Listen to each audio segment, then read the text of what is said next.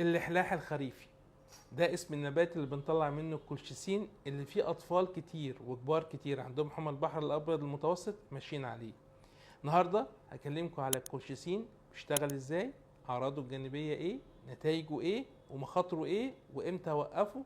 كل المعلومات اللي انتوا عايزين تعرفوها.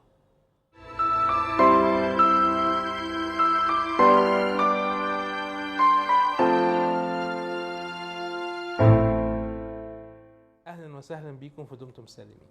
الكولشيسين بيستخدم في علاج حمى البحر الابيض المتوسط دلوقتي فوق ال50 سنه، من السبعينات، من اوائل السبعينات تقريبا.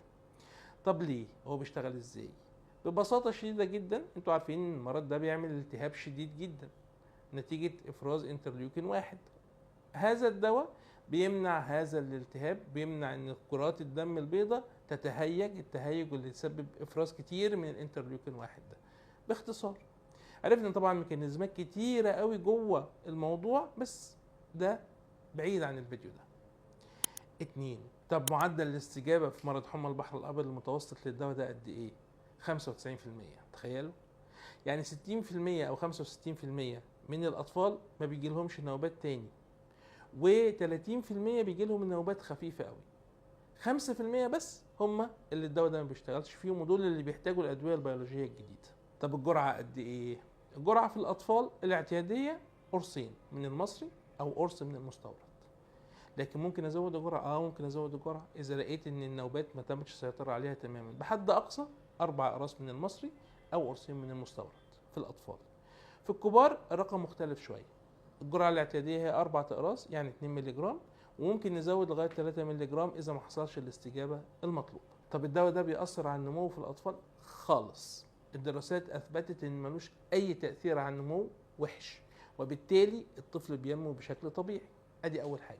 طب لو انا راجل او ست كبيره في سن الزواج، هل الدواء ده له اي مشاكل؟ الحقيقه فعليا وعمليا لا خالص. ده حتى التوصيات الجديده بتقول ما توقفوش، لا في الجواز ولا في الحمل ولا في الرضاعه، وبالتالي كملوا عليه بامان تام. طب الاعراض الجانبيه يا دكتور حسام؟ الاعراض الجانبيه الحقيقه الدراسات بتقول ما بتحصلش غير في 5%، واشهر حاجه طبعا كركبه البطن والاسهال، وده ممكن جدا ان احنا نظبطه بشويه ملينات، وان احنا نظبط التغذيه بتاعه الطفل او بتاعه الشخص الكبير. طب انا محتاج اقيس مستواه في الدم زي بقيه الادويه اللي بنقيس مستواه في الدم؟ لا، مش محتاجين. احنا مجرد الاستجابه الاكلينيكيه العاديه خالص كفايه قوي. طب هيفضل ياخده لامتى؟ الحقيقه المفروض على طول. ليه بقى؟ لان في هدفين للعلاج ده. الهدف الاولاني اللي احنا قلناه ان احنا نسيطر على النوبات وان الطفل يعيش حياه طبيعيه، والهدف الثاني ان احنا نمنع التشمع.